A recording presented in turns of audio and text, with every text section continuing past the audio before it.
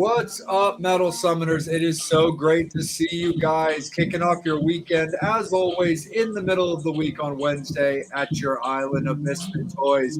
Coming at you right now with our guests, myself, Jay. We've got our Heavenly Angel Alamo, and our Empress Bobby Dreyer will be joining us eventually as well this evening. We are super stoked to kick it with you guys. Thank you, as always, for your continued support as we creep up ever closer to our 3-year anniversary episode. So we get very, very excited around this time of the year.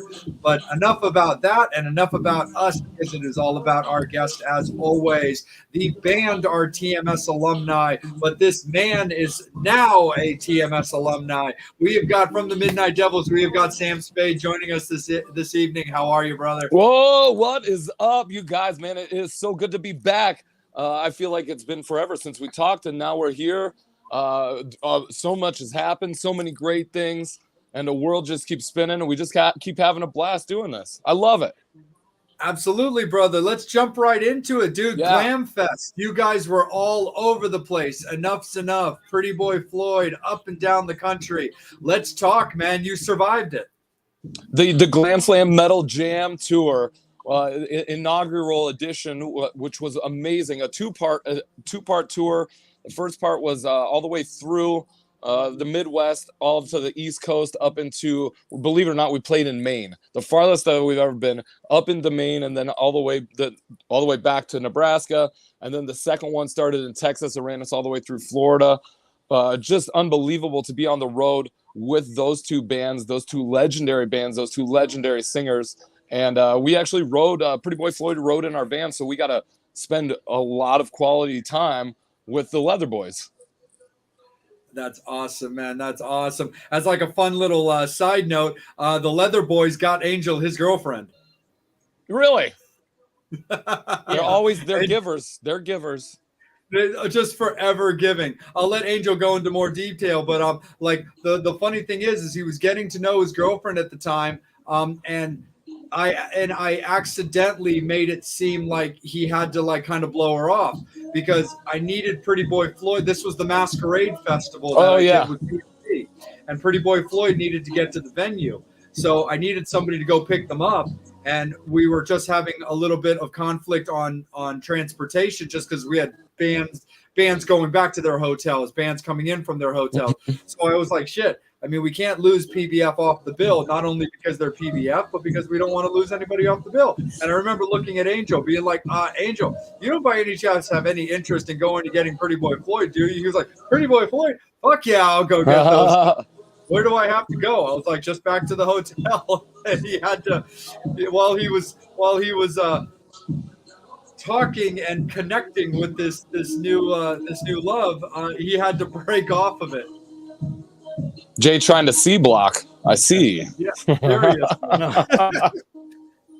I mean, hey, but it was fun being a driver for Pretty Boy Floyd, and I can say that I did that. And it was really cool with them, just how they prepare for the show, and we're really focused on going over the set list and all that stuff. They had us working for them. They had us doing their meet and greets. They had Steve go out for honey. Honey tea for, not that kind of honey. The one that's healthy for his voice. Yeah, I love those guys. Also, he's just always a giver, man. He's always giving up the honey. Steve and I get along really, really well. And being on tour with Steve, I had to learn. It was kind of a learning experience. You know, he's kind of a younger guy. He's experienced. He's traveled the world many, many times over. But Steve and I are very similar, and we get along really well. And even when we're not touring together, we still talk on the phone and we text, and it's all laughs and just good vibrations from Steve Summers, which I think is a hugest thing to say when you meet your heroes. Absolutely. No, 100% for sure. So like one of the coolest compliments that I got from Steve was from the Masquerade Festival, because I have a lot of experience like stage managing bands and working with them. So he was like, hey dude, I actually need you to run my stage tonight. I need you to get me set up. I was like, no problem. He's like, this is how I like my sound. This is how I like my monitors, and this is what I need. I was like, no sweat, dude. I'll take it from there. He liked it. He sounded great. The band killed. He pulled me aside afterwards. He's like, dude, I got to tell you, if like we're going to keep in touch, because if because if I get to a point where I got more money to burn. I want to take you out on tour because there you go. And I'm literally like, dude, call me. Like I will go out with Pretty Boy Floyd. Like, that'll be a Pretty Boy Floyd with Jay as a tour manager along with the Midnight Devils. I don't see how this could fail anywhere. There would be no failure. Absolutely exactly. Not, for sure. No, yeah, totally, Jay does the meet and greets as well. He can handle the meet and greets. Yes, experience. Oh. Jay, you just tour manage both bands. It's perfect. Sounds good to me. It's just total winning. I have experience as a driver. Absolutely. We need that too. Sure. I don't want to drive anymore. It's perfect. There you go, for sure. So speaking of driving, Sam, were there any new venues that you got to hit up or any like particular areas that you got to go into for like the first time that had you like super stoked, or did you guys do some sightseeing? Are you talking about on the US Glam Tour? Yeah. Yeah, there were a lot of places on the East Coast that I hadn't been to. So Maine was the big one. We also got to go to Salem, Massachusetts. We spent some time there. Unbelievably fun. We went to the museum. We hung out all day in Salem. East Coast is such a different place from where we come from, and from where the Floyd guys come from. But being there all together, it was just a dream come true.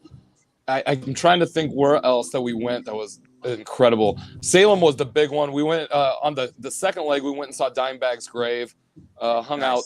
We went to Fort Myers, Florida, right after that hurricane had hit, and that was a surreal moment for us. There was literally people lost their homes. There was trash everywhere. We were like the first rock band to come back into the city after the hurricane had hit.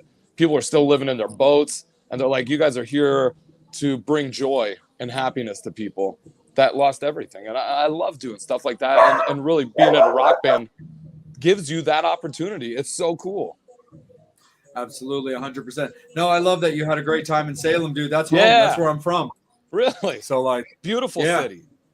Yeah, dude, so good. It's so cool because like Essex Street has become like our main strip. It's basically our equivalent to like Bourbon Street. It's like the main stretch that's going to have like all the fun stores, all like kind of the touristy attractions and stuff. But the other thing that's really cool about Salem is we have an incredibly strict, and it's not a bad problem to have. We have an incredibly strict historical preservation society.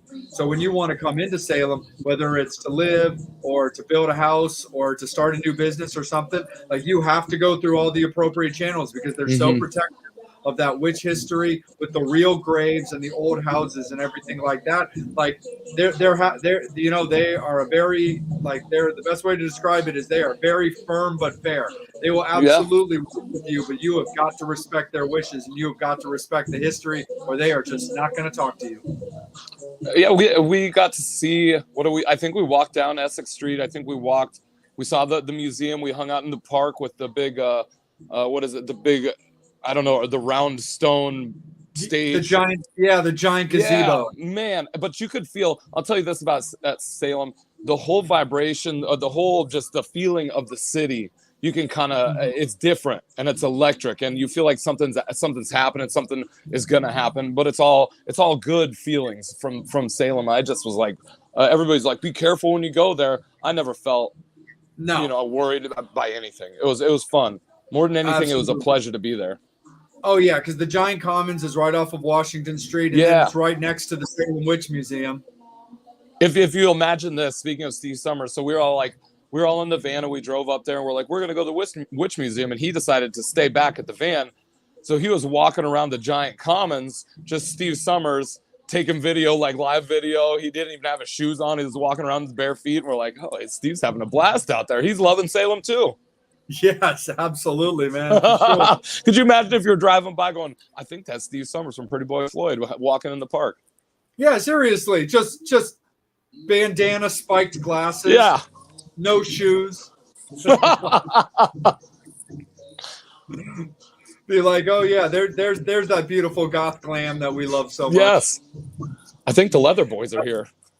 Yeah, seriously, 100%. So the one thing that had to be really cool about the Glam Fest as well is I can assume I would think that you got to unleash a lot of new tunes on the world because you guys have a new album out. Yes, on July 1st, our sophomore album came out, Never Beg For It, produced by Chips Enough, released by Pavement Entertainment, and it was the perfect time. We had just been on tour with the Choir Boys in May. So we had done the Choir Boys tour in May, and then we had June was kind of the kickoff of what would be like our Never Beg For It era, right? So we did put all the new songs in the set list. We even were selling the record before it was released on the streets. I'm like, the record label's like, don't sell a record, but we had to, you know. Like it wasn't a question of not selling it. We had to sell it. People wanted it. They wanted to hear the songs. They wanted to buy the songs. So we put all the new songs in. And ever since then, we've been slowly but surely adding brand new songs to our set list, which is cool for a band that doesn't rehearse ever, because we can't. A band to put in new songs and keep it fresh, and keep it fresh for us as entertainers. Absolutely, 100%. And when it comes to like the record and being produced by Chip, give us and a little bit of the fans kind of like some backstory on how that relationship with Chip came about to where he produced your record. Yeah, it's actually a very cool story, and I personally have gotten to know Chip really, really well over the last 2 years, and it's just he's somebody that I look up to, somebody I hold with the highest respect. And anything he says, that the wisdom that he imparts on us is never lost, and we soak it up like sponges. So we met Chip through Jimmy. Jimmy and Chip actually lived together in Chicago, if you can even imagine this. Just two crazy personalities under one roof, with Chip's wife as kind of the referee. Right. And we decided that we wanted to start doing shows with Enough's Enough. It was kind of a no-brainer. Chicago, Nebraska. Let's do some shows. The relationship started there, and Chip's like, in pure Chip fashion, and Jay, you know this, he's smoking a cigarette, and he's like, I like it, bro. Why don't you say we do a record together? I was like, yes, let's do a record together. It was really that easy. All right, perfect. Let's set it up. Send me some songs. And COVID happened, and we decided, hey, this is the universe kind of telling us it's time to do this record, and time to settle down and make some magic happen. And we knew coming out of the first one we did by ourselves, we really had to bring our A game and bring the house down with this one, because the world would be watching. And so we go with the big producer, went to Chip's house in Blue Island. It took about a month to do in and out. We would drive the 8 hours there just to lay down tracks. Took about a month to record it, and which was cool doing it in Chip's house. And the one story I have for you guys. So I drive all the way to Chicago to Blue Island by myself to start doing the vocals. And the first song we do is a song called Highway 69. It was the single on our record. And I just finished cutting the first track. Perfect. Done. All right. Highway 69 done. There's a knock on the door. And Chip's like, hold on, bro. Hold on. And in walks Donnie V, right? And I'm just like, oh, shit. Like, this is Enough's Enough history right here. Donnie V in the same room as Chip. And Donnie's like, oh, you're recording songs. Let me hear them. If you need anybody to sing backup vocals, hit me up. And I'm like, oh, man, if this isn't like some sort of a premonition or telling us that we're on the right track. These two guys came together just to hang out and listen to me cut the vocals for the single. Very, very cool. And the record was produced by Chip, and then it was mixed and mastered in Chicago by Chris Steinmetz, he was the engineer on Kiss's Revenge record.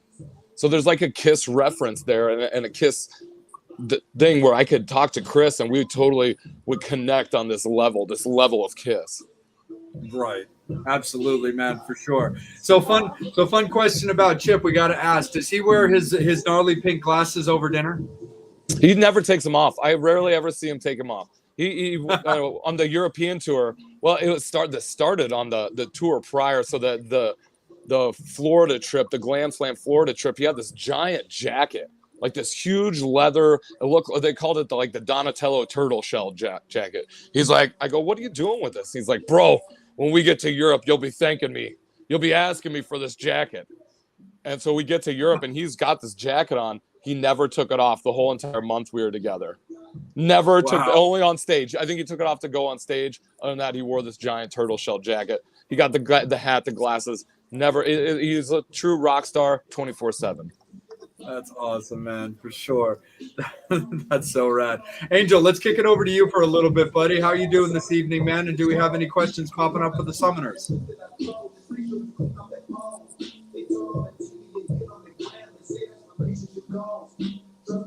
Can you hear me, bud? I think he's on mute. Yeah, it doesn't say that you're on mute, buddy, but your vocals aren't coming through. You hear me now? There we go. Yeah. There you are. Okay. No, I thought I was seeing double on Saturday when I saw a guy that looks exactly like Jay opening for Spread Eagle on stage. So Nice. I'm like, no, that's not Jay. One of the photographers, Melissa, was like, I thought I saw Jay, but I'm like, no, I would have known if Jay was around. The singer of Spread Eagle. Sir, give me back my look, motherfucker. That's patent pending on that. Yeah, creative. Intellectual property. Right. Exactly. You got to copyright your look, Jay. People are stealing it. You got to copyright the look. You got to go to Gene Simmons for advice on that. Oh, great. Nice. Yeah. So let's go from talking about music to talking about hairspray. Brian wants to know, what hairspray do you use? It's the purest virgin hairspray imported from the China Sea. No, it's really just got to be glue. It's just the yellow can got to be glue. And I find that it works best. Even though Aquanet is awesome, it smells terrible, and I don't like to use it. Nice. All right. So what's the best hairspray to use? I'm just asking for a friend. It's got to be glue. Yellow. The yellow can got to be glue. Yep. That's the name of it? That's what it's called. It looks and smells like pesticide. But it's better than Aquanet, if that tells you anything. Right. Do you ever like flat iron it too? No, I never do. I really don't do a whole lot. And especially on tour, I do even less. Like, you can't wash between shows. If we got to stretch the shows, it takes so long to get out that I just don't even wash it. And usually I'll let it go for a week. So. Yeah, that's true. I'm asking for Steve. Steve Summers? No, our no, Steve. Cycle Steve, for when he grows his hair. I flat iron my hair like 20 minutes before. It's for the beard.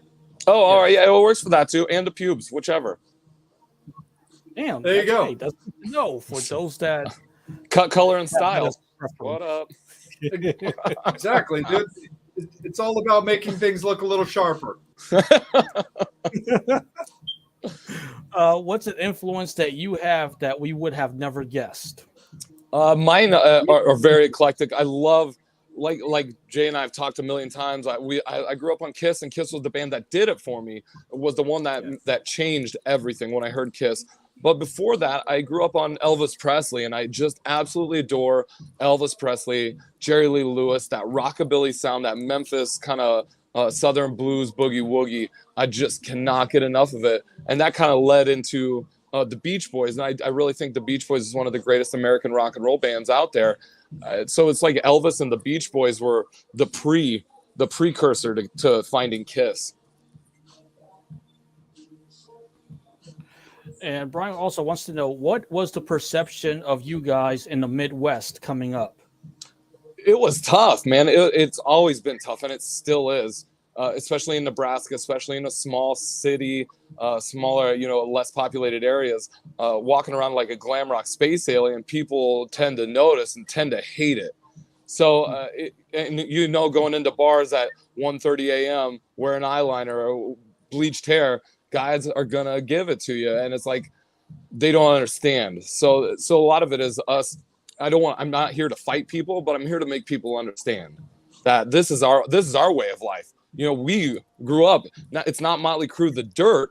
It was Motley Crue, Shout at the Devil. It was Motley Crue, Too Fast for Love. Like, that's what we grew up on. That's what we love. And it's not anything bad towards people, but people can be very closed-minded. So our perception in the Midwest, a glam rock band coming out on stage wearing lipstick was immediately hated, and immediately it's not cool. And I still think at certain points it's like that. And I don't talk bad about anybody, but man, it's tough, and we don't play a lot in Nebraska for that reason.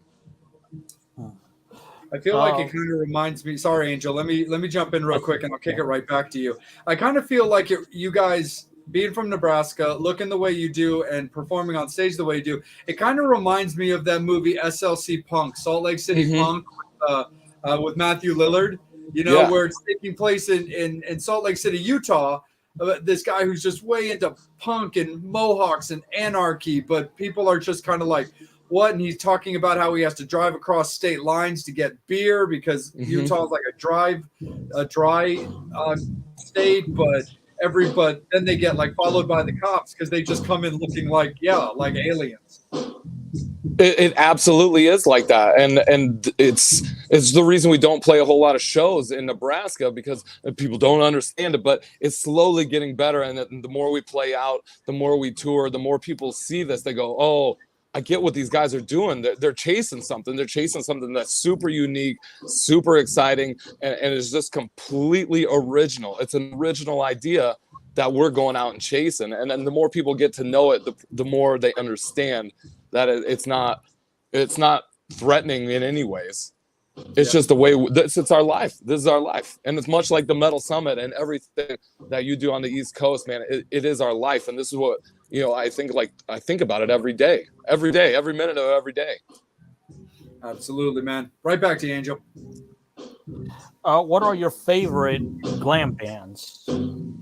My favorite glam bands were the ones that kind of shook things up and were different. So for me, it was Faster Pussycat. It was Pretty Boy Floyd. It was Jet Boy, who we just saw down in Rock Island in Key West. Incredible. But it was those bands that, and like you said earlier, you made the SLC punk reference. I grew up in a punk rock band. We grew up at 18, 19, 20. We were in the van, in the church van, driving to cities, playing punk rock music in basement shows and house shows. Like, that's where we grew up. So the glam bands that mix punk rock and that image, those are the ones that get me going.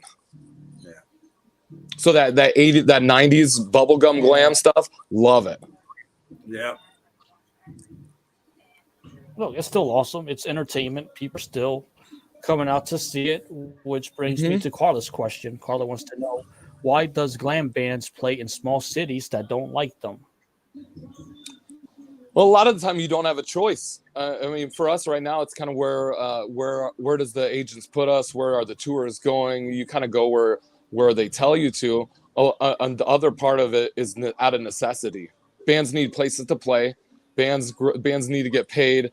We need shows. I mean, the first couple of shows that we did, we were an acoustic band, Sniper and I. Who Sniper wanted to be here tonight. I don't know if he's going to join in or not. He really did. He's having some stuff going on at home, and I wish him the best of luck. Love Sniper, love Jimmy. But when we started, we were an acoustic band, a two-piece acoustic band, but still had the full makeup on, right? Full makeup, full hair. I'm standing on the bar telling people to go fuck themselves. Like, One show we did, the guy was, these drunk rednecks are right in the front row singing, play some Bon Jovi. And I had enough. I let him have it, right? And the next thing you know, there's a bar brawl. We're getting kicked out of this bar. We're not getting paid. We're getting chased out of the city by these rednecks. Guns are being pulled. I'm like, what is this?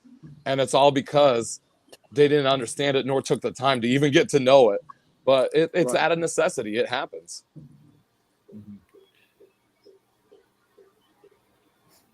Was that the 3D in your face record? No, it was still, we had just started with the Midnight Devils. It was still Midnight Devils? Yeah, but we were just doing two-man acoustic, playing covers and playing originals, because we were like, look, it was right when we started, we were like, how do we stay on the road? How do we stay relevant? We want to tour, we want to travel. Let's start our own band and do it that way. It was tough playing an acoustic band. That takes balls, big balls. Yeah. Right back to you, bud. I'm asked a question involving two first. Your first concert and the first record that you bought with your own money. Sure. The first concert I went to was Kiss, but it was the Kiss with Ted Nugent and Skid Row opening. Do you remember that tour? Oh, fuck. That's yeah. Great. And I told the story, but it was still general admission. So there were no seats. You could still go out into a giant auditorium and everybody was standing on the floor, smoking weed, having a blast. My parents took me when I was 16. That was like the end the game changer. If they would have known at that point when they took me to that concert that this is what their son would turn into, I don't know. Is that when they were still doing no makeup and they looked actually a little bit more like punk rock, kind of Motley Crue-ish? No, they were on. It was the reunion. It was one of the reunion tours. One of the reunions. Okay, so they were back in makeup. They were in full makeup, all original guys. All original guys. Yep. And I think that was like the last tour with Skid Row with Sebastian Bach. No, Sebastian. It was Johnny Solinger. No, was it? Yeah, Solinger was in the band by then. And Phil Varone was playing drums from Saigon Kick. Yep. And then the first record I think I bought was probably the Beach Boys' Greatest Hits. That's really the one I wore out. Knew every song. Nice. That's an interesting one for first record. Yeah. You don't know, when you're a kid, you don't know what to. You don't really have a musical taste, so you kind of depend on your parents or your friends or whoever. And my dad always had, the oldies radio station on. I always remember listening to the oldies radio station thinking, I love the Beach Boys. How could you not like them? It's catchy. It's infectious. I feel like you're in California when you listen to it. Yeah. And a question from Brian. I'm going to have to post it because it's like a cool question about punk. Sure. I know you have many punk influences. Hold on, let me look at the question again. If you had to eliminate every punk band but one, who would you keep? That's a brutally difficult question because punk music. He normally gives those questions. So punk music is such a cool thing, and I'm so proud to have that as my roots and was able to tour and see what it was like doing those DIY shows for only a few years. I know guys make careers out of it, but it really instilled in me a DIY work ethic and doing it the way that I want to do it without managers or anybody telling us what to do. Like you go, okay, if this guy says no, it's cool. I'll go ask 100 other people that those guys might say yes. But the band that really, I think, pushed me over was the crossover band that kind of mixed it. It was the Misfits. They had the sound, they had the look. That was the band. I love the Ramones. I absolutely do. And they got a look too. But it was the Misfits that really hooked me in, and I became obsessed.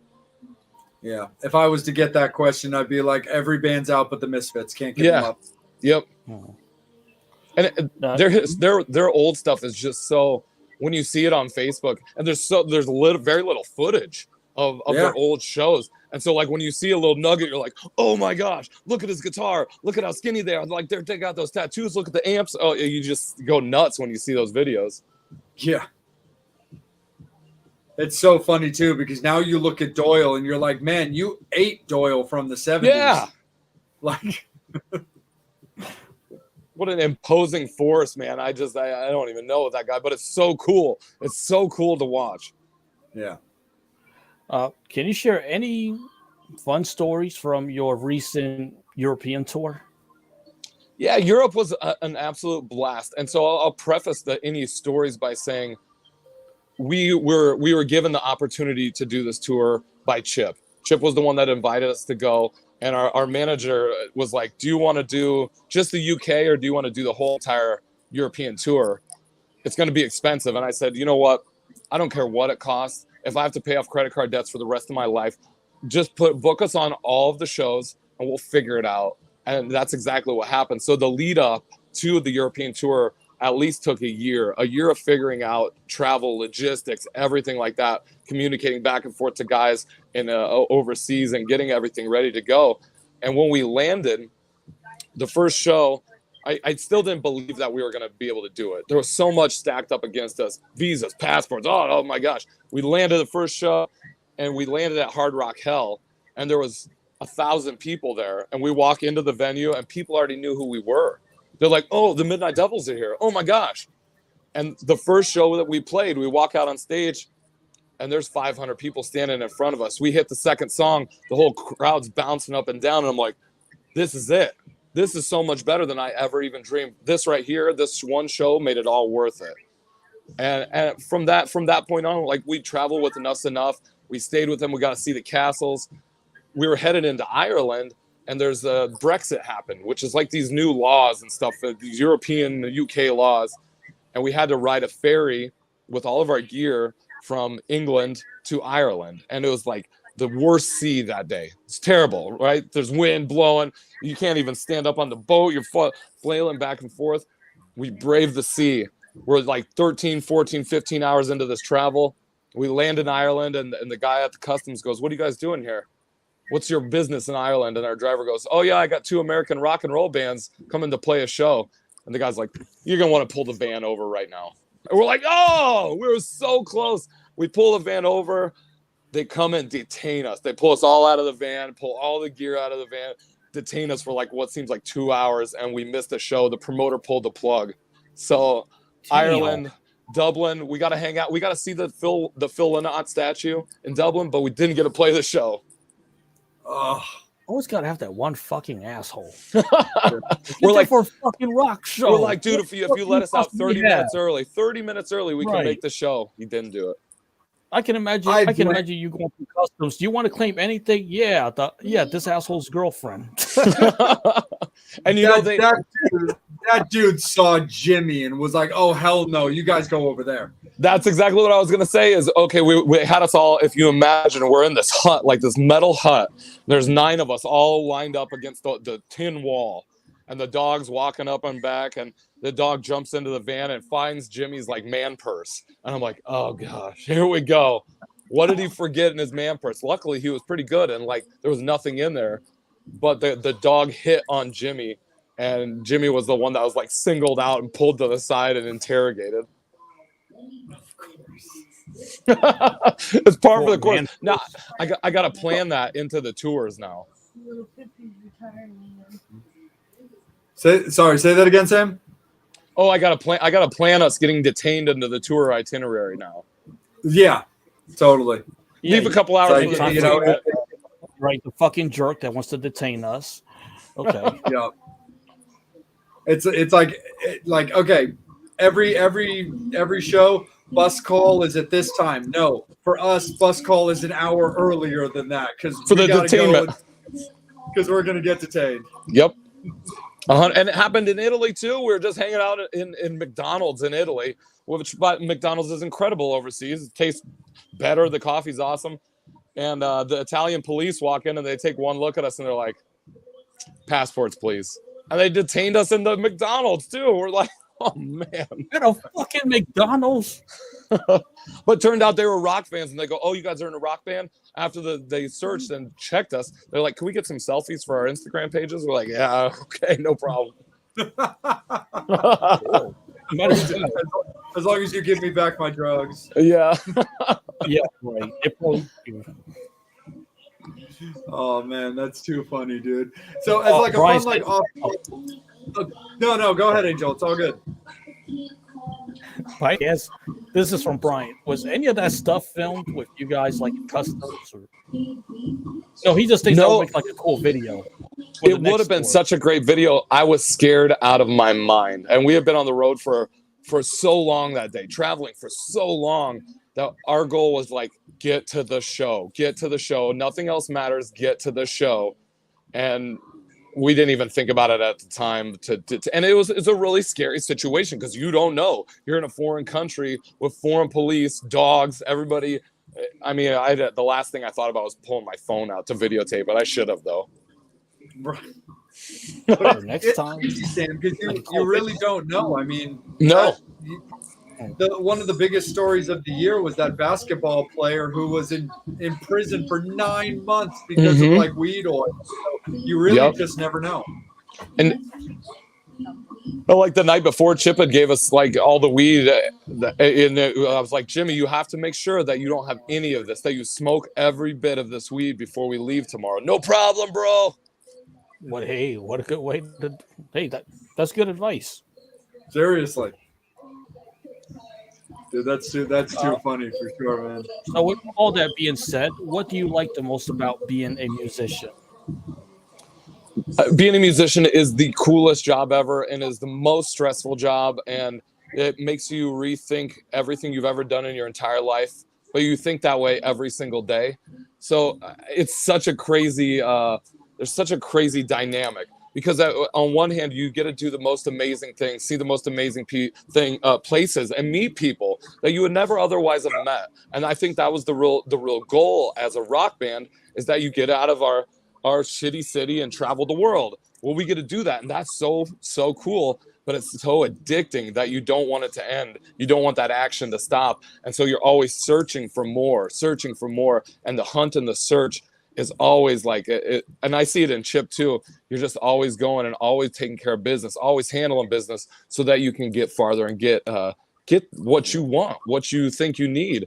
And today, or as yesterday, Sniper and I started writing songs for the next record. And I was kind of nervous going in, because of how successful Never Begged For It was.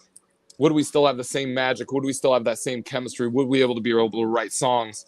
And I kind of sat back and looked, and it was like, we break down the makeup. You take the makeup off, take the hair, the traveling, Europe, any of this stuff, and it just becomes two guys with a guitar sitting in a room, looking at a piece of paper, writing songs. Now that dynamic it blows my mind. It just blows my mind, and I think it's the coolest thing ever, and it still gets me excited to this day. That's sick, man, for sure. So here's a fun little offshoot on that. You're 2 records in now with the Midnight Devils. You're writing your 3rd record. Could you ever see down the line there being the Midnight Devils without that look? Or would it just no longer be the Midnight Devils and you guys would have to do something else?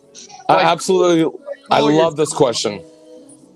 I absolutely love this question, because I think, especially in our genre of music, you don't want to become stale, and you don't want to be predictable, and you don't want to be stagnant. What makes our genre of music cool is the fact that it's exciting and dangerous. And so I think with the Midnight Devils, we are pushing this new glam rock, whatever it is, this new glam rock generation, this exciting new music that borrows from punk rock and borrows from glam and borrows from hair metal, but it's ours, and it's new, and it's this thing that's being cultivated right now. And I think that the Midnight Devils, anything is possible with this band especially, and the imagery that we're kind of creating and the imagery that's happening. The sky is the limit. And I've always said that I love this band because it gives us freedom to do whatever we want, and it gives our fans freedom to be whoever they want. And I think that's the coolest thing. And that if we can keep that freedom going, that feeling, anything. We do it without the makeup, we do it with the makeup, whatever. For sure. Absolutely, man. So, like, speaking of looks, here's just a little bit of fun. Let's talk tattoos. What was your first? What's your favorite? My first, okay. Have I told you what my first one was, Jay? I think we did talk about it. Okay. But you and I have been talking for a long time, yeah. So I'm pretty sure I know it. So my first one, when I was in 3D in Your Face, I was probably 20. It was a cover band. We played in my buddy's city, had a tattoo shop. We played the show, and it was stayed up drinking all night long. And he's like, all right, tomorrow we're getting a tattoo. And I'm like, okay. But I couldn't get one because my parents would see it and they would freak out. So I got the KISS logo tattooed this big on my ass. And I hid it from my parents for 4 years. And I was in a coma, like in the hospital. And I came out of the coma. And the first thing my dad says is he goes, well, I tried to give the nurse $500 to cut your hair. She wouldn't do it. And what's the deal with the KISS tattoo on your ass? So it's cool, and it's such a good conversation starter. And KISS fans know it immediately. They go, I get it. I totally get it. You know, Yep. My favorite one, I think maybe is the last one I got, which is a cool Saint Cecilia portrait, kind of like a stained glass portrait on my back. Nice. And I got that one right before we left for Europe, so it was still healing while we were sitting in the plane. Oh. You know, so you're like, oh, my back, it itches so bad. Yeah. I'm like, Jimmy, I need you to rub lotion on my back, please. Right. Nice, dude. Yeah, I was digging on your Elvis skull one. Oh yeah, that one's good. That one's an Elvis skull based with like Judas Priest artwork, a Judas Priest flavor to it. Yeah. Yeah, it's a good one.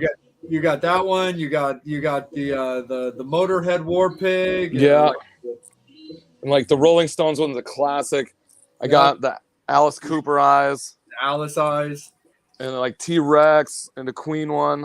And there's like a Cheap Trick one. Where's the Midnight Devils one? None yet. I got like an Elvis one right here. Mm-hmm. But I was thinking we might be good. I got a Spade tattoo though. That's pretty close, but no Midnight Devils tattoo yet. Absolutely, for sure. So like when it comes to like putting out things, we were talking about, letting fans be what they want and believe what they want and support you guys and just be free at your shows. You guys have always also put out a very unique, style in your merch, very colorful, very unique, with a little bit of like slapstick to it, like when you had kind of like your hybrid kind of like Chris Farley meets Patrick Swayze mashup Chippendale, all that kind of stuff. Right up until your most like recent hoodies with like the Chibi girls and stuff like that. Oh yeah. So like, cause that's something I definitely need because like I need and love my hoodies and I only do zippers. So the fact that you guys finally put out a zipper, I was like, yes. Yeah. It was a tough discussion when we were talking about it, like hoodies with zippers, without. I only wear the zipper ones as well. So I was like, man, we're just making zipper hoodies. But the artwork on the back, our art designer, and it kind of shows in the video, I don't know who came up with the idea of just turning us into girls. Like, why not? Why would we not turn us into girls with giant boobs? It makes so much sense to me. And then when I see it on the artwork, I'm like, that's so smart. It's so cool. And to watch people walk around with hoodies of ourselves on it, but we're chicks, like we're hot chicks. It's so cool. And it creates this, to me, it gives me this thing like, man, we just opened up this whole world. We crossed genders. We crossed, anything that would offend anybody. It's out. It doesn't matter anymore. Like we can turn these characters, which are ourselves, into these larger than life comic book superheroes. And you know exactly where I got that idea from. I mean, it's a no-brainer. But I studied at the same school you did, man. So like with the merchandise, I go, what is the merch? If I was a kid going to a show, what would I want? Oh, koozies. I want T-shirts. I want pins. I want anything. I want it all. Yep. And that's the thing, dude. I mean, especially in this genre, we do makeup, we do hair, we do bandanas. I don't want to be pulling fucking pullovers over my head if I get hot. I just want to be like, choom, and we're good. Like that's why I got them. It messes up my hair. I can't do a pullover. Right. Exactly. So I was like, I was all for that, dude. And your first hoodies were bitching, dude. It was just like, hey, I'll just buy more T-shirts and stuff like that till they get zippers and stuff like that. I think Bobby. I can't do pullovers. Bobby got a hoodie too. Yeah. For sure, man. Absolutely. So and let's talk a little bit about jewelry when it comes to merch, because you guys have been doing your guitar and bass string jewelry for a while now. So where did that come from? You're not the first to do it. No. But it's always just a cool concept. And what kind of hit you about doing it? What happened was I met a guy. I was working at a pizza place, and I met a guy who just he got out of jail, and when he was in jail, he learned how to make this jewelry. And he goes, "Hey, give me some strings," and I gave him some strings, and he came back with like cool packaging. Then the strings were created jewelry with my strings that I just played on the tour, and some devil charms on it. And I go, "Oh man, that's cool." But is anybody gonna buy these? Like, I don't know. I think it's cool, but let's see. And I put them out on the merch table and they sell out immediately. I'm like, that was it? Like, people buying them, they're the wrong sizes people are buying them. They want that piece. It's like, I think it's kind of like having drumsticks or guitar picks, from the show. And it's so, now it's this whole thing where we got different color strings. We got new packaging. Like, I just gave the guy a whole bunch of strings. He's going to come out with a whole new line. It's really exciting. And it's part of the show, part of the history, part of the show, the tour that you saw the last time we were in town. Now we have the strings from that tour. Nice. That's awesome, man. What's some of the coolest merch that you've ever gotten over the years, whether it was from shows you played on or shows you've gone to? Anything stand out? I got an Alice Cooper pillowcase I thought was really cool. I got a ghost, a ghost prayer candle. And I thought that was a really, really good idea, and I could do that for the Midnight Devils. Like, just slap the Midnight. You'd have 3 different Midnight Devils characters on the prayer candles. Well, I think that's a no-brainer because you can get them for $2 and whatever. But I'm trying to think what else. I'm just such a huge fan of patches and pins and the little knick-knacky stuff. Like, I think that's so cool. And you look back 20 years and you're like, look at all these pins from these shows I went to. These are so great. I'm a big fan of the flyers, the actual show flyers. I think that's like an untalked about art form is show flyers. My house is covered. My DJ booth here at work covered. Yeah, all of there. But you have to be there to physically pull them off the wall for it to count, you know? Oh yeah. I remember when I was going to the Static X reunion when they came to Baltimore, and I was at the venue for a different show like 3 months before, and they had posters up for that Static X show, and I was like, thank you, I'll take that. I did the same thing for Wasp. I stole the Wasp poster out of Ram's Head Live. That's cool. 5 months before the Wasp show. I'm sure they've replaced a lot of flyers for that one. Well, the one thing that's cool about Baltimore, Ram's Head Live in Baltimore, is I know a bunch of the security guards there, and I was actually talking with one of them, and I was commenting on how much I love the posters, and she's like, "Oh, dude, take all the posters that you want." I'm like, "Well, I don't want to necessarily just rip down all of your posters because you got to like promote and stuff." They're like, "No, we actually like it when everybody takes our posters because we have cases of posters. So when people take them, we have to replace them, which means we get rid of them." Absolutely. And it's a cool. It takes you back when you see them. You go, "Oh yeah, I remember that. I remember that. I remember that."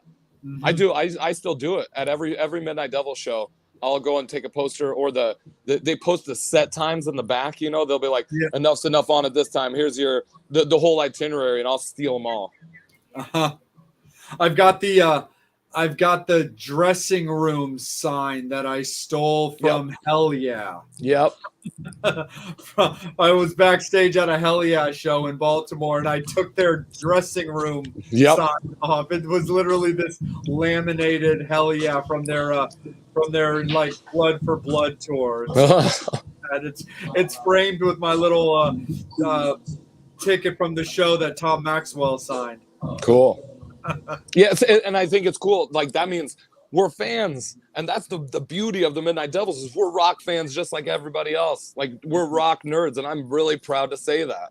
Yeah, absolutely, man, for sure. And then before I kick it back to Angel, let's talk a little bit back about your record and tying it into Kiss. So, I mean, talk a little bit about having the guy from Kiss's Revenge working on your record, especially being the Kiss guy that you are. It was so cool because at the time I was working in a record shop. We just got like a reissue of Revenge in, and I turn it over and I'm like, there is his name right there. Soon enough, that's going to be on our record. It's so cool. So Jimmy and I are driving around. We're like, man, we're so psyched. We got Chris on he's going to be doing our record. Let's put on Revenge and see our record's going to sound like Revenge. And so we're driving around in my van, and we turn it on, and the first song is, I believe, Unholy, right? Yeah. Which is just a monster song, right? And we're like, our album's going to sound like this? How? It's like, we can't fail. It's brilliant having Chip on board, having this guy. And we went into the studio to chat with him, and he points out at a Marshall stack over there, like in the corner. He goes, "Oh yeah, Paul and Gene gave me this Marshall stack on the completion of Revenge." And we looked at that thing like it was the Holy Grail. You know, we're like, "Paul and Gene gave you that? That's the Kiss amp right there? It's so cool." We're taking pictures. Yeah, we're taking pictures of the amp. Dude, that's fucking sick. No, I love that album. I mean, I love that song, dude. Like, I've wanted that song to be back more consistently in the Kiss set. Yes. I was like, come on, guys, that song is so good. It's so good. It's such a Gene song, and the cool thing about the duration of time was that Creatures of the Night was 10 years after, or 10 years before Revenge, exactly 10 years to the dot. And Creatures led off with a Gene song, and so did Revenge. Yeah. Nerd. Yes, absolutely, for sure. Yeah, but I mean, you can't, you can't exactly, feel bad about being a nerd, dude. No, not one bit. You got to remember, dude, nerd is a compliment, It is. Totally is. Not even remotely dorky. Not at all. That's what nerd stands for.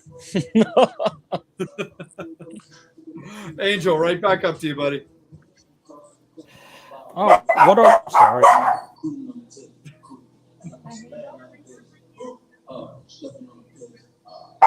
Sorry, it's just kind of noisy here. What are your plans for touring this year? This year we are launching. We just finished with the Winter Wonder Glam Tour, which was North Carolina, South Carolina, Florida, all the way to Key West and back. And I think as of right now, we're going to kind of take it easy unless we see you in Nashville in March. But we're starting to write this record. We're really going to focus on writing this record. And May, at the beginning of May, we are joining the Mighty Loudness for a cross-country tour. 30 days, starts in Jersey, ends at the Whiskey in LA. Huge. It's going to be huge. Oh, that's going to be awesome. I didn't realize how big it was going to be.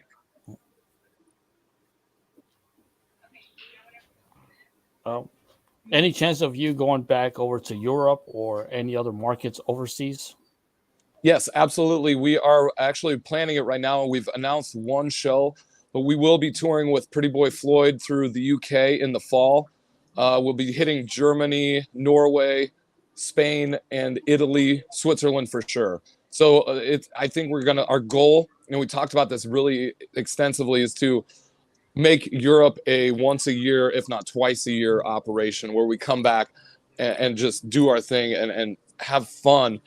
And like we talked about, that lifestyle, that rock and roll lifestyle, that heavy metal lifestyle is alive, well, and thriving. And we want to be a part of it. It went so well the first time. We're coming back again in the fall. Yeah, the one thing we noticed is just like Kick and Valentina, Taiketo, those bands is like they go to Europe like every year, even twice a year, because again, there's a lot of rock fans. It's almost like, from what I hear, from what we talked about earlier, in Europe, it's a lifestyle. Yep. With rock music and punk, it's not like. And being an American band, I'll tell you, we played with. There's a million great bands in Europe. I'm not discounting that by any means, but American bands hit different over there. Like the American style of music, for some reason, like people know immediately, oh, they're American, and it's I don't know if it's more aggressive, it's more foaming at the mouth, just wild and crazy, and they love that vibe, they love the feeling. So Europe's just great. They opened us, they embraced us with open arms. Yeah, and we know that right now it's like 2-3 a.m. So for people that cannot sleep in Europe, this is how we help them get sleep.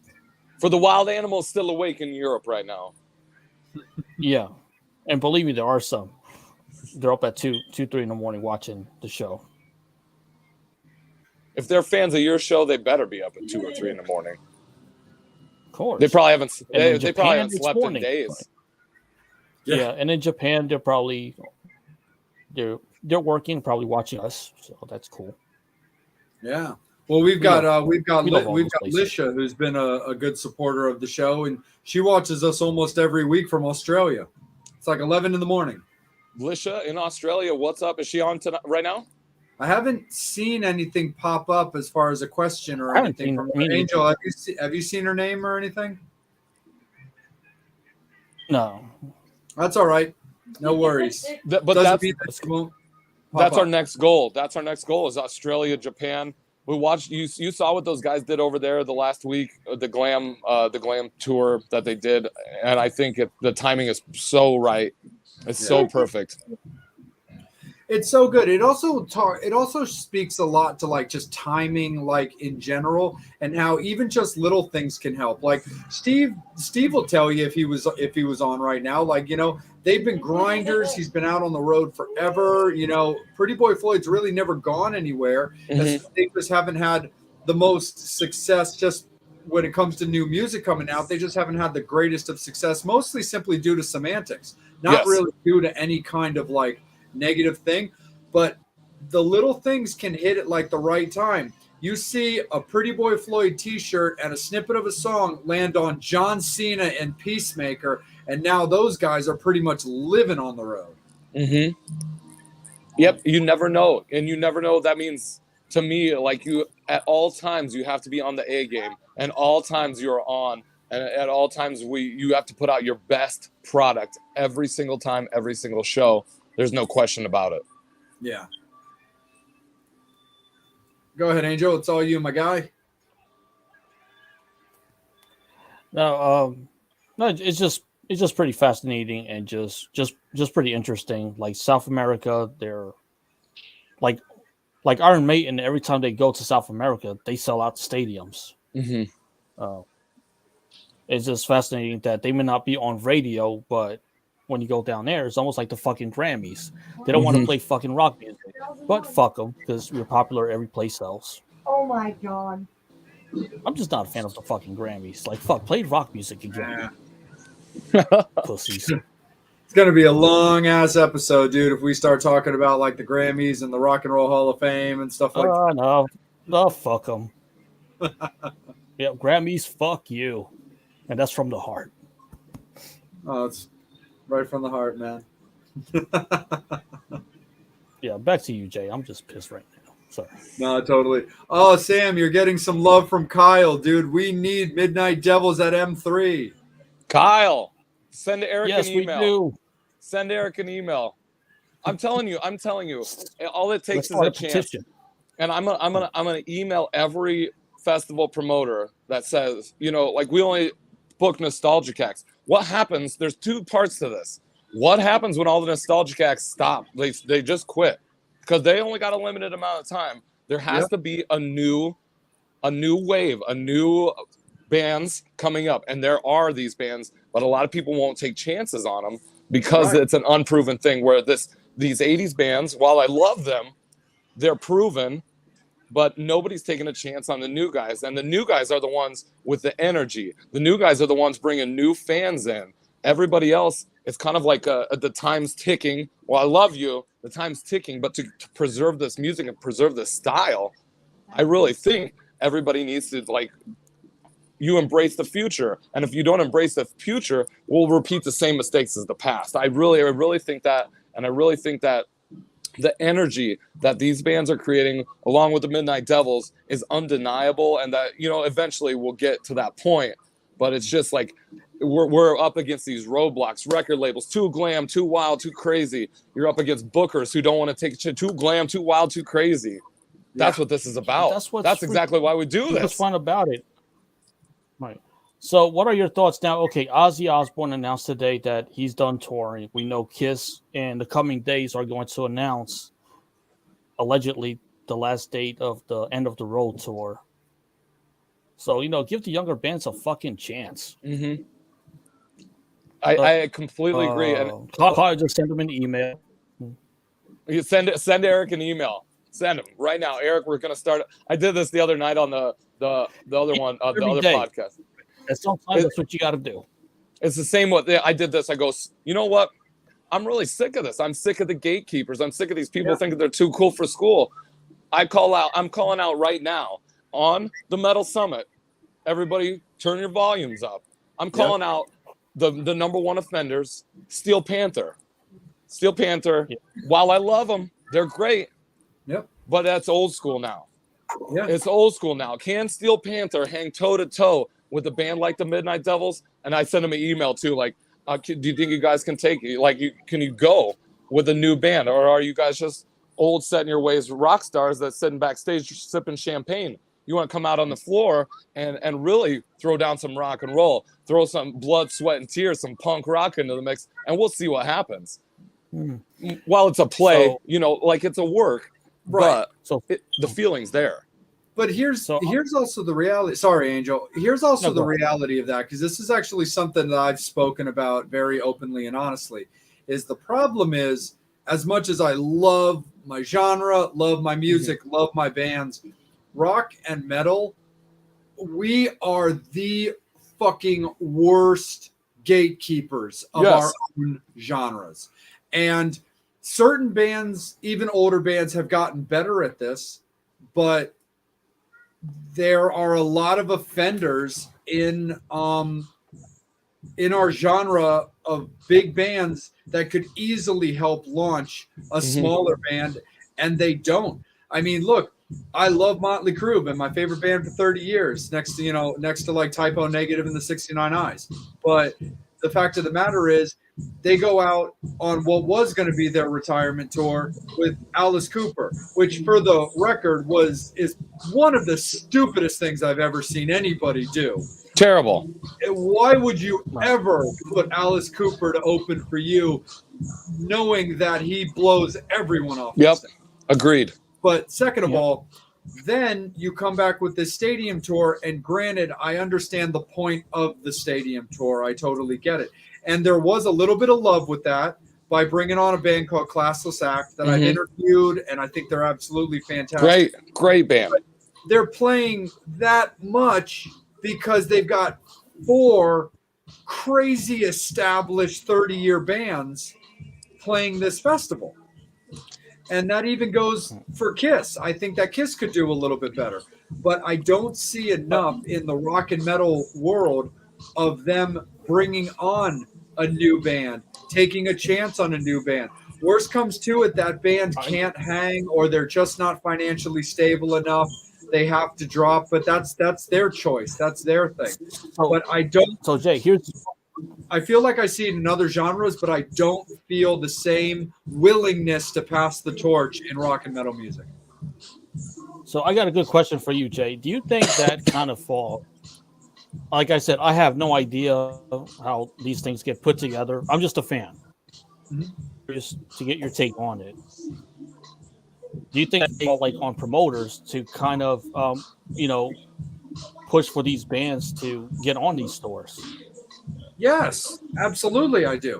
Now, the fact of the matter is, the promoters' hands, to a certain degree, they're slightly cuffed because of the money that they're going to want to make by booking the creme de la creme of these tours. But they're not shackled down. There is wiggle room to allow another band to be exposed. Like you can have, a band, like, for example, you can take a side project of Motley Crue. You can take a 6 a.m. and have like a Midnight Devils opening up, or have a Classless Act as the main tour support, where you're like, Classless Act, don't really know that I'm not familiar with them. That's a good thing. There's nothing wrong with that. You're still gonna make your money off the fact that people are coming to see Nikki Sixx and DJ Ashba on the same stage. Like, I mean, and to his credit, I got to give credit where credit's due. Chips Enough did that with us, and he has taken us and given us that opportunity. And there needs to be, I feel like he's onto something, and he sees it, and he sees the longevity and the bigger picture. And I give him full credit for giving us the opportunity and kind of taking us under his wing. Same with Steve Summers. Been just dynamite guys that were willing to take that chance. Absolutely. Right, when it came to the farewell tour with Motley Crue, the one thing that I said that they should have done if they weren't going to bring on a new band, hey, look, it was their farewell tour. That's their choice. But in my opinion, if you really wanted to make a lasting impression, and they ended the tour in LA like everybody knew that they would, if you really wanted to make a lasting impression and really like show love to everything that you helped create and you built, you don't bring out Alice Cooper. No disrespect to Alice Cooper. Love Alice Cooper. Huge fan of Chuck Garrick's Beasto Blanco band. I think that band is absolutely pitching. Yeah. But you really want to make a lasting impression and you really want to show gratitude to the life that you were given, you take out LA Guns and you take out Faster Pussycat as your 2 openers. You pass the torch. That's what it's about. That's what it's been about since the beginning. That's how you do it, because we've now lost Mick Mars in theory. We've now lost Mick Mars, so we don't technically know how much longer we might have Motley Crue as a full Motley Crue thing. But and you know what? Oh, sorry, but LA Guns is putting out a brand new record. So they're looking like they've got legitimate time to still keep doing their thing. So then as you pass it to the Faster and the LAs, they now have the opportunity to again bring out, you know, the Classless Acts, the Dirty Honeys, the Midnight Devil, the bands like that. So that's my issue. My statement is that I called out Steel Panther. I'll do it on the Metal Summit too. You know, it's just not necessarily Steel Panther, but but it's that idea and that thing. Like I would love to be an M3, but we got to figure out some way to get these booking guys to realize like there's energy and there's a new wave coming, and that the older generation, it's going to start fading off as guys stop touring. Exactly what you said, Jay. There's got to be somebody coming, waiting in the wings that's already been groomed and is ready to entertain and ready to go. Yeah, absolutely. Right back to you, Angel. No, saying, you know, people are saying LA Guns, Faster Pussycat. The cool, interesting thing about LA Guns is that they could just tour based on the legacy of their records. And ever since they got back together, I think this is the 4th new record that they've actually made, where they just pumping out like a new album every 2 years, the way bands used to do back in the 80s. Dude, and fucking killing it with these albums too. Right, I think you got to do it. We know that Eddie, the Eddie Trunk dude, a couple days ago had a world premiere on his show where they premiered the new song, and on Sirius Radio, that's all they've been talking about, promoting the new LA Guns song. I saw him. We saw Eddie in Key West, and I did the thing. Like I had an album, a Midnight Devils record, and I wrote on it to Eddie, and I go, "Hey Eddie, I know this is really old school way, but here's our record. It's produced by Chips Enough. Give it a listen, see what you think." And he's like, "Oh, I really," and he was cool. He was really appreciative and cool about it. So I mean, it just takes all you got at the end of the day. Sometimes it's just luck.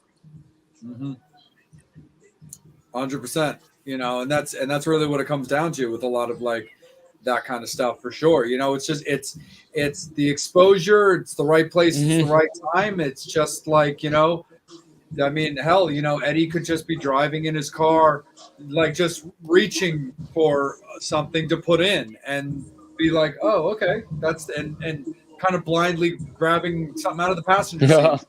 Oh, okay, right on the TMD record that guy gave me. Well, let's check it out. Yep. You know, and a lot of it, there's the luck side, but a lot of it is the old school way. And we've talked about this a million times. Is what did bands used to do in the past? The blueprint was written by Van Halen. The blueprint was written by Kiss. You put out a record and you go tour, and then you put out a record and you go tour infinitely. Yeah. That's how it's done. You have no life. This is our life, and I'm not upset by that by any means. I love it. I love the excitement of writing a record and then going out and touring on the road. That's brilliant, and I think like you got to be willing to put in that hard work and really give it everything you have.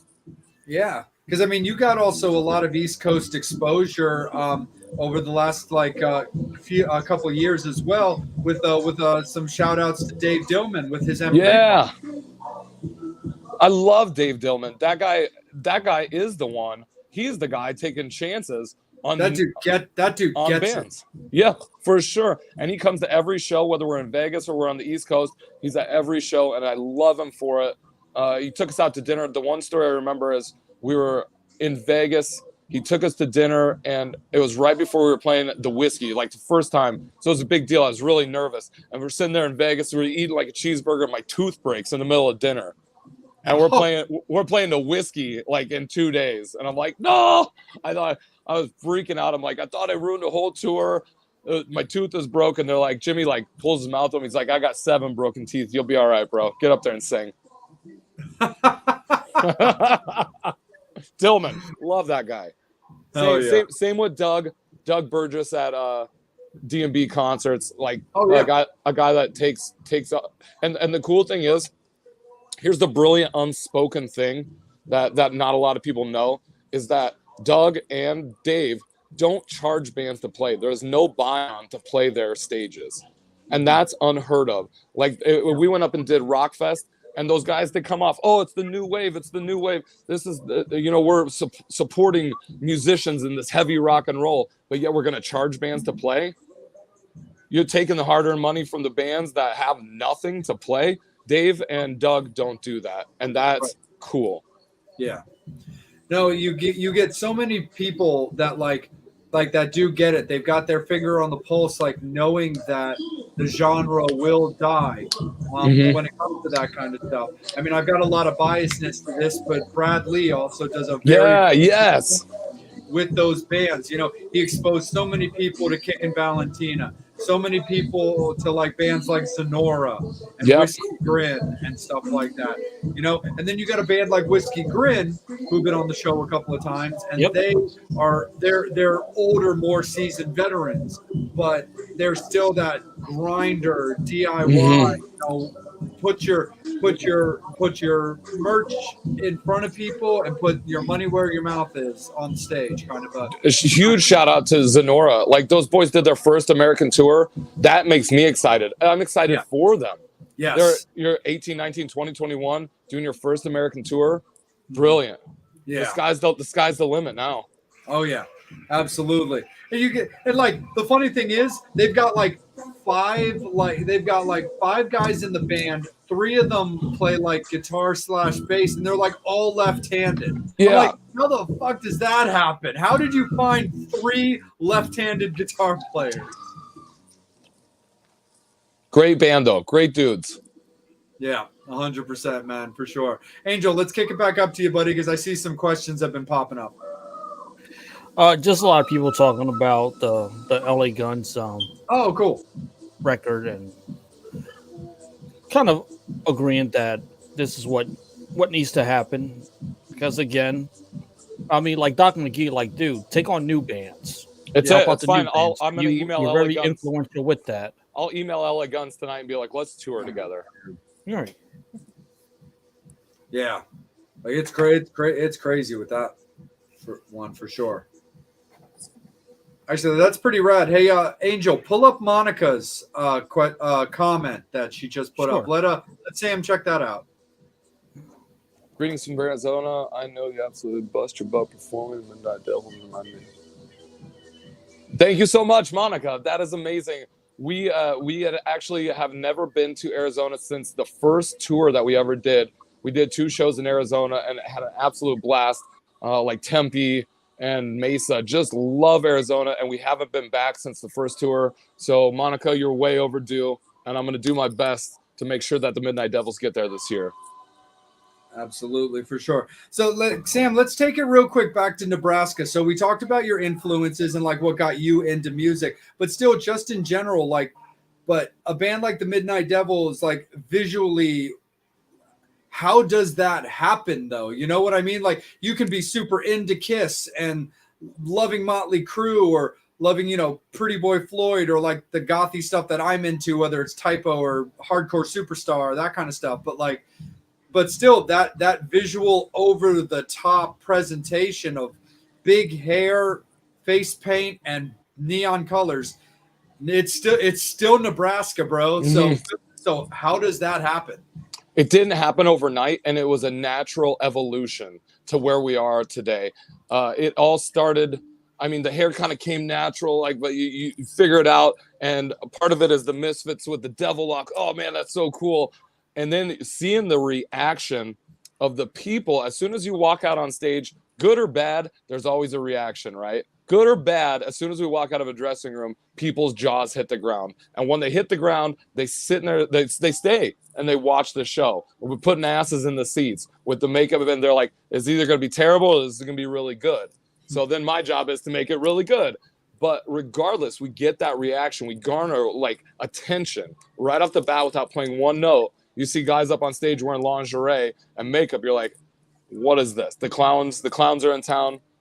And then our job is to blow the roof off the joint. And it was just proven, the more outrageous and the farther we stepped out of our comfort zone into this weird glam rock space alien land, the better it was. And people loved it and they latched onto it. So especially with bringing Jimmy in, because Jimmy had more of the big city vibe to it, and more of that Jimmy is like the ultimate rock and roller. Like, he lives it every day. He's on the edge. It's the edge all the time. And he's really the one that pushed us. He goes, we got to change things up. Like, we are not a hair metal band. First and foremost, we're not a hair metal band because we're not from the 80s. We're a brand new glam rock and roll band that mixes all these genres together. We grew up listening to the Ramones and the Misfits and the Sex Pistols, but we also love Motley Crue and Alice Cooper and these great bands. So we have to mix that, and we will hook the people that like that music, and we're going to hook people that want new entertainment. And I think that's really the cool thing. So people stick around and they go, what's going to happen next? What are these guys going to do next? And really, it's just an evolution. And it's brilliant. It came from Kiss, but we've like pushed it way far into this one direction. And it's so exciting. Every time I put the makeup on, I still feel excited and vibrant. Like, man, I can destroy anything. I can take over the whole world. It's your superhero costume. Yeah. And the one thing is, okay, I remember back in the 90s, I'm not hating on any band or Hootie and the Blowfish. I mean, yeah, that's the name, Blowfish. I remember they gave an interview in the 90s in which they said, "Oh, we don't want to be, we want to be like the rock stars next door. Like, fuck that. Put on the makeup. I don't want rock stars living next door." Jay, do you know what's the Motorhead, the Lemmy quote? I remember that. Damn. Lemmy had a quote that is similar. You're very similar. Yeah. But no, I know what you're talking about, and it'll hit me.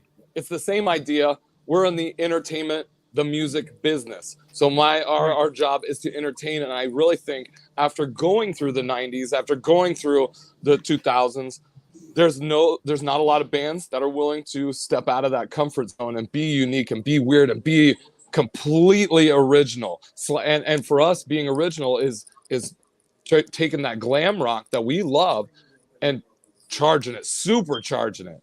There's not a lot of bands willing to put the pink lipstick on, to wear the lingerie on stage, to really go out on that limb. And I think that translates to the audience, and the audience knows it, and the audience feels it and sees it. Right.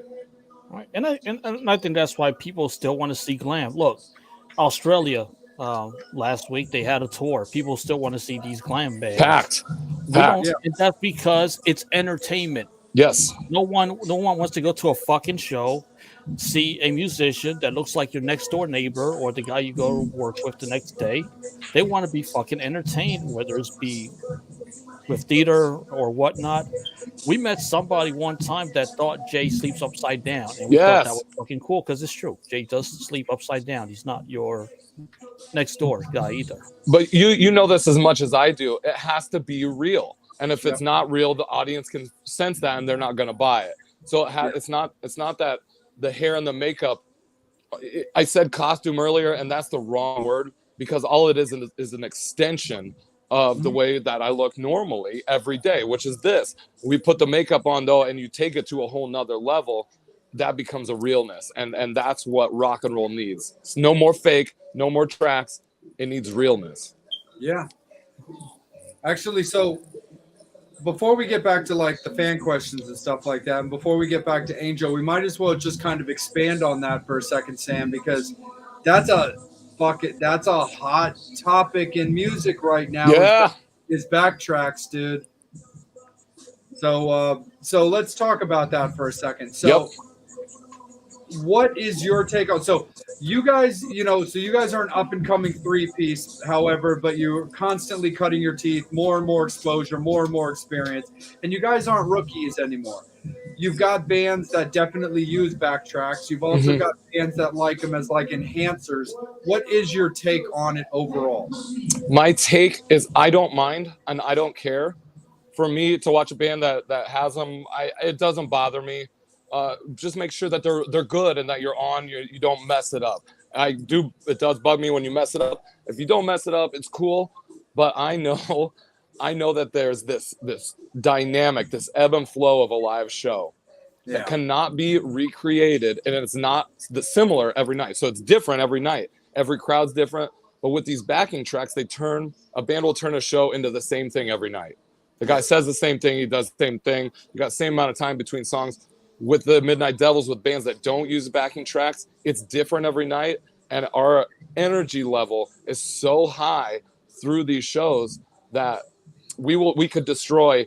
I'm saying this out loud because we don't use the backing tracks. We can physically beat bands that do use the backing tracks because there's just something not quite organic about it, right? If you can tell a band, you're like, oh, they sound so good, it's not real. How do they sound so good? It's not real. But with the Midnight Devils, everything is real and everything is off the cuff and everything is in the moment, which is what rock and roll is supposed to be. It's dangerous. It's exciting. Right on the edge of losing complete control. That's what the beauty is. And I think that's the big thing too. Like, I don't really mind it as an enhancement. I don't either. That's kind of the way that I look at it. I'm for it as an enhancement, but I don't want it a focal point of the show. Because I'm going to be able to tell the difference. Yep. I'm going to get annoyed by it because the fact of the matter is I have your fucking CD at home or I've got your song on my iPod. If I wanted to listen to it over the PA system, I would stay home. Staying home's free. Mm-hmm. Why am I paying for free? Yep. I completely agree with you. Agree with you. So that's my thing because again, rock and roll. I mean, it's dangerous, it's unique, and the fact of the matter is it's not clean. Like it's not perfect. Like I don't actually want to see a perfect show. No. Because that's what makes me start to wonder, and that's actually what makes me suspicious of you. My favorite thing is when Steve Summers is feeling good and starts screaming at people running around in the crowd, and like when he becomes that maniac on stage, I'm immediately drawn in and I can't take my eyes off him. And that is the excitement that, as a kid you grew up on. Like, what's this guy going to do next? I can't take my eyes off him. That's what I love about it. Yeah, totally. And I love everything that's going on with that band. I love the fact that Chris is back in the band. I talk to him a lot at Masquerade. Killer dude. I've known Ashes for over 10 years. I think that he's a monster guitar player. Yeah. And I've known Nick for quite a while now too, ever since, his time playing with, Michael Grant formerly of LA Guns. I love what's built around Steve right now to really enhance that Pretty Boy Floyd performance. And I definitely hope that down the line, though, that I'm going to get to see Christy back for a little bit, even if it's for one or two one-off shows, because I know that he and Steve still write and still do the music together for the new record. So Christy, for people that aren't familiar or are wondering, is still very much in Pretty Boy Floyd. He's just not a road guy right now. Yep. But I love the strong core that Steve has around him right now. It makes me very happy and very proud. And Steve is a rock star, and to give him that platform to be Sex Summers, like when he's Sex Summers and he's on, it is spectacular. Yep, it is 100% for sure. Fans, we're going to kick it back up to Angel for some more questions and some comments. But on that same note, it is last call for alcohol, guys. So get your final questions, comments in for Sam. Anything you want to ask him or anything you just want to tell him about your experiences or hoping to see him or just what you're looking forward to. We totally got it for a little while longer, but it is that time to get those comments and questions in for when we get to our final go around. I'll let you know this. So I'm sitting here in this fine room, right? I have to go into work. I'm a DJ. So when we're not touring, I got to go DJ. So I got this room full of people ready to party tonight, but I'm hanging with you guys. This is much more important. Thank you. Absolutely, man. And we definitely won't. That's good to know for sure, man, because we definitely talked about that. Because when I knew that you were down to do the show, I was like, I wasn't sure if it was a day off or if you were sliding it in with your DJ duties. Yep, so sliding it in. Awesome. Well, I'll make time for you guys. Oh, absolutely, because we'll always make time for you, dude. And you know you're gonna get my hoodie order, bro. Yeah. Because I also need the new record also. Perfect. So cool. But fans, so last call for alcohol, guys. Get your comments and questions in so we make sure that we get all of them answered for you guys. But let's kick it back up to Angel. It's back to you, my dude. Cool. We got 2 more fan questions. And this one's from Rich. He wants to know, would you ever make a ballad song? Yes, I very, very cool question. I wish Sniper was here to answer that question, because we've talked about it, and we talked about not necessarily doing it in the predictable fashion of pianos and beautiful music, but I think if we did one, we wanted to do something that was very meaningful and very, very relatable, and but taking it back to kind of where we started, which was that kind of bluesy, that Southern blues. In the way that who did it really well, Dogs D'Amour did it so well, the Choir Boys do it so well, but they kind of fashion that really instrumental, bluesy, soulful vibe to it. I think if when we do a ballad, which I think it's going to happen, I think it's going to be in that fashion. Cinderella were so good at it. Bad Seamstress Blues, come on. Oh, for sure. Yeah. And here's a question. Now, remember, it's show business. You could lie about the answer to this question. Sure. So someone wants to know, how old are you? 37. 37, gonna be turning 38 in March. St. Patrick's Day. Nice. That's the first day of Rockin' Pod. Exactly. That's what I'm gonna be celebrating with you guys, apparently. We got to talk. I need to be on this list of interviews. I will do every interview that's out there. Yeah, dude. Absolutely. I think if I just show up in full makeup, we'll figure it out from there. No, for sure, man. Absolutely. I'll get that order in, dude, because dude, I'll take your hoodie to Rockin' Pod with me. Perfect. And will you come perform in Key West?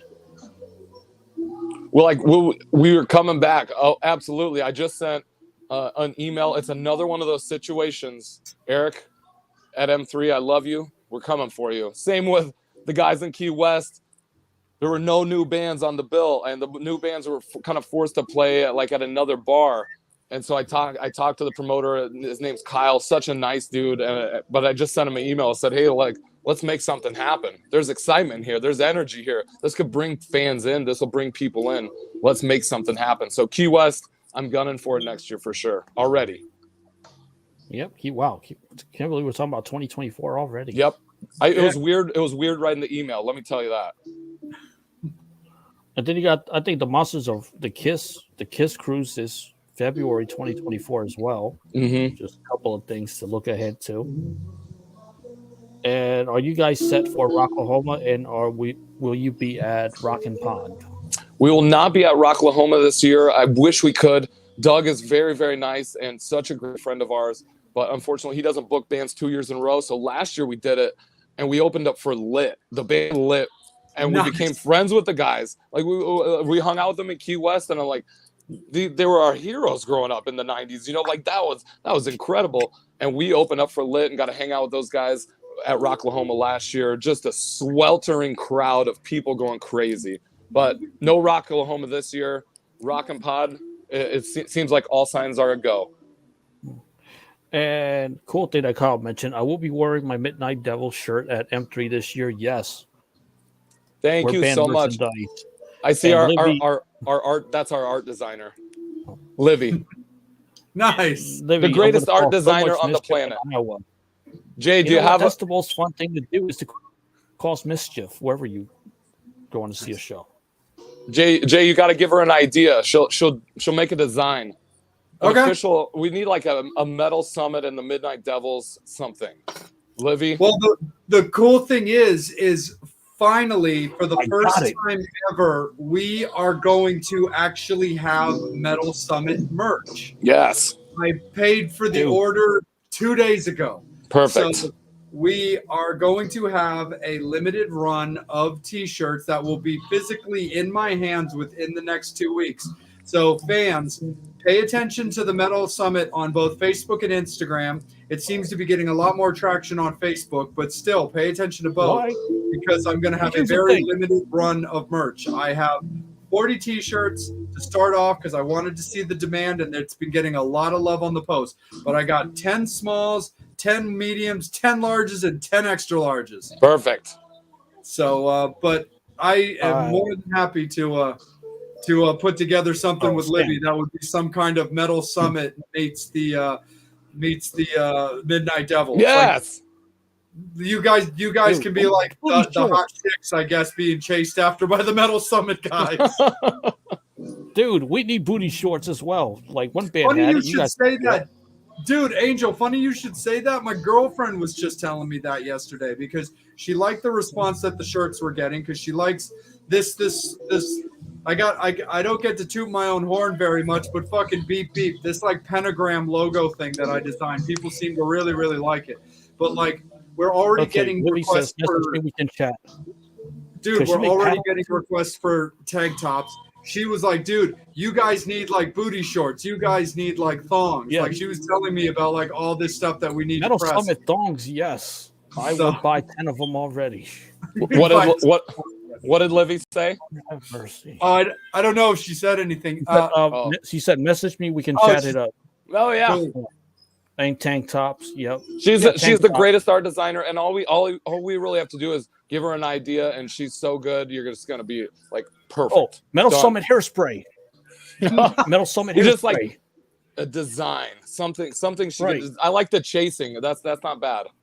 Mm-hmm. Yeah. Metal Summit condoms, Metal Summit hairspray. Metal Summit condoms. Dude, safe. But yeah, no, like I mean, people go to rock shows to get laid.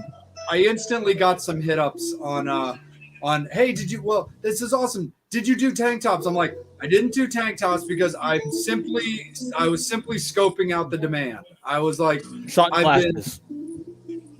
Yeah, I should probably do those, shouldn't I? Shot glasses. Shot glasses for sure. Welcome to my world, Jay. Dude, I know because you guys have Midnight Devil shot glasses. We have a whole Metal operation. Summit soda. We need to talk to Coca-Cola about making a Metal Summit soda. Because I've got the Midnight Devil bracelet, so I'm being like Gene Simmons right now. Yep. But yeah, no, that's how you gotta be.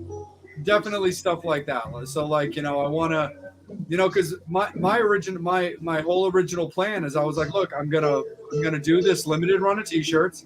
I'm gonna see how they do. If I'm sitting on dead stock for 10 years, well then so be it. At least I say I tried. But there seems like there's enough demand that even the guy who is printing my shirts, like Ken, hit me up like later that day when I made the little picture announcement. He was like, dude, you're getting a lot of love on these things. You realize you're going to sell out of these, right? I'm like, yeah, it looks like I'm going to have to place another order soon. Yeah, it's perfect. I was like, because I was going to bring the stock to Rockin' Pod.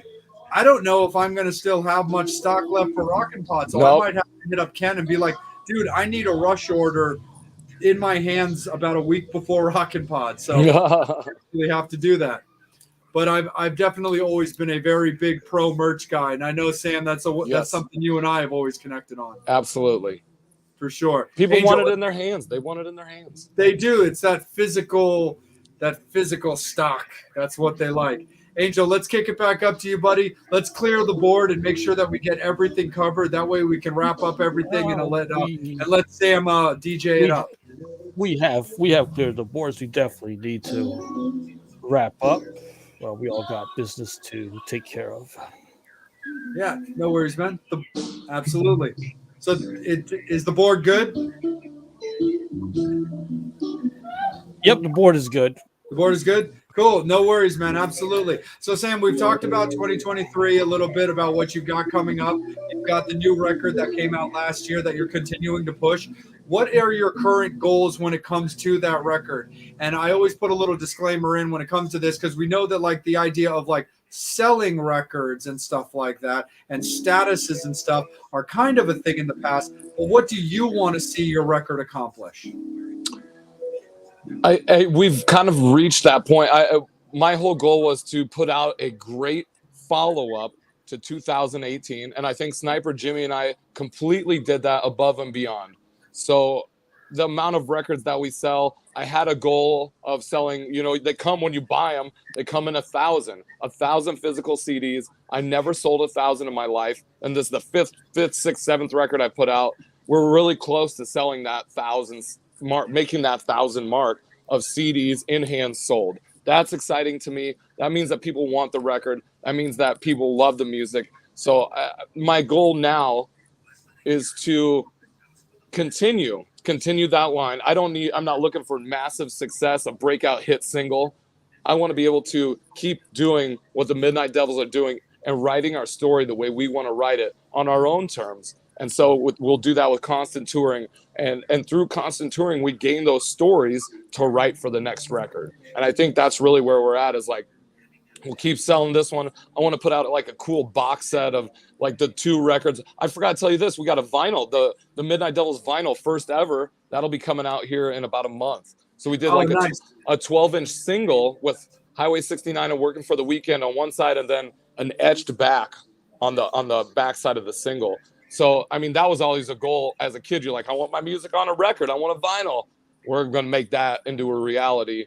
And then the goals throughout is to tour as much as we possibly can. I want to hit every city. I want to be on the road as much as I possibly can. As much as the Midnight Devils can be on the road, we want to go. And I know Sniper and Jimmy are just road dogs, just like myself. And that's really where we feel at home. So, man, with this record, I've really accomplished, I think, what we set out to accomplish, which was continue in a positive forward momentum from something bigger in 2018. And now we're kind of setting ourselves up for what is to come on the next record, or the next single, or the next EP. Nice, man. Nice. Yeah, I would love to see. I would love to see you guys also put together like some tracks where it was just like, like Bigger Than Nebraska, or I'm Too Glam for You, or something. Yeah. Like that. I think you guys could have a lot of fun with like some of those kind of like topics where you're kind of like, swatting back at some of the doubters, dude. Absolutely. And that's we've written 2 or 3 songs off this record, the new, like, coming up, whatever we're doing next. And it's definitely got that like aggressive, not necessarily aggressive, but we're going to do what we want regardless of what you think. Like we already got this far with everybody saying no, and now we got a couple people saying yes, but we're still continuing with that punk rock, that attitude, that just, I don't think it's aggression. It's just the lifestyle. Yeah, man. Absolutely. 100%. Well, Sam, dude, you'll be getting my order very, very shortly, man. So send that shit out to me, man. So I make sure that I have it for Rockin' Pod. Hopefully I see you there. If I don't see you there, we'll definitely hook up soon, man, and we'll have a little bit of fun. But before we cut you loose so you can go do your DJ thing, for everybody that's looking for you, man, plug them, dude. Where can you be found? We are everywhere. We are at themidnightdevils.com. That's where you can find our new record, Never Beg For It. You can find Something Bigger. You can find the new vinyl, the new hoodies. All of our merchandise is on themidnightdevils.com. But we also are very active on Facebook, very active on Instagram. We post every day. We answer almost every comment. We answer almost every message. We're on every streaming service. If you want to stream it, go ahead and stream it. But seriously, go buy the record first and then stream it. Awesome, man. It's worth it. It's worth it. The artwork is worth it in itself. Absolutely, dude. 100%. Well, dude, Sam, love you, bro. Anything you need, man, let us know. We got you, dude. Have a great night at work, man. Can't wait to see you back on the road. We'll be seeing you guys a bunch this year. We'll be on the East Coast a lot, so. Can't wait, dude. We'll have some more fun, dude. We'll grab a drink and we'll reconnect and reminisce and stuff like that. We'll see you at M3 because you guys will be kicking it around there because of the Loudness tour. Yes. So we'll definitely have the opportunities to kick it. But thanks again, dude. We really appreciate it. Thank you guys so much. Man. Metal Summoners, we love you guys so much. Thank you for constantly supporting the show, showing love to Sam, love to Sniper, love to Jimmy, to the Midnight Devils, and all the guests that we bring on this show. Guest announcement later this week, over the weekend, as always, for next week's episode. It's going to be another great one. Make sure that you're following the guys on their socials, that you're following Angel on his Instagram and his Facebook, Bobby Dreyer at BobbyDreyer.com, Real Psycho Steve at The Real Psycho Steve on Instagram, myself at Just a R&R Junkie, as well as you can find me on Facebook as well. And again, for anybody that didn't hear it, within the next couple weeks, physical in hand, finally our very first run of That Metal Show merch, unisex t-shirts that we have coming in. So I will post about how you can get your hands on that. And I look forward to seeing, just like Sam wants to see Midnight Devils merch running around all over the place, we definitely want to see Metal Summit stuff running around. Absolutely. So, yes, and in your bedroom as well. I'll wear the booty shorts. Absolutely. Exactly. Absolutely. And also funny too, because I have to talk to Ken, the guy who did the shirts, about whether or not he's able to do booty shorts. But the funny thing is, a couple episodes ago, when we were talking to David Phantom from Evelyn's Casket, he was talking about how much he wanted to do booty shorts. And I got him connected with Mark and Janet, alumni of our show, with their clothing company. And Mark says that they do have the ability to do booty shorts. So, Angel, we might be able to make that happen quicker than you think. Yes, we definitely want Metal Summit merchandise everywhere. Lunch boxes, your bedroom. Will you? I want to call dibs on first model for the booty shorts. Done. First model. Got it. Absolutely. I can make that happen for you, bro. Sam, appreciate you, man. Thank you guys Do so your much. thing, and we will talk soon. All right, Metal see you soon. Thank you guys so much. Take care. Thanks for supporting Sam. Thanks for supporting the show. Guest announcement over the weekend. We'll see you guys next week. Take care of yourself. Horns up, fangs out. As always, you've been watching the Metal Summit.